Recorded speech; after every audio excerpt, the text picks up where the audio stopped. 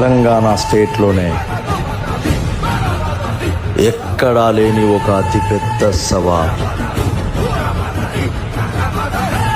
కొన్ని చరిత్రల నాటి నుంచి సంస్థాన్ నారాయణపురంలో జరుగుతున్న అతిపెద్ద జాతర లాల్ చావ్ జాతర.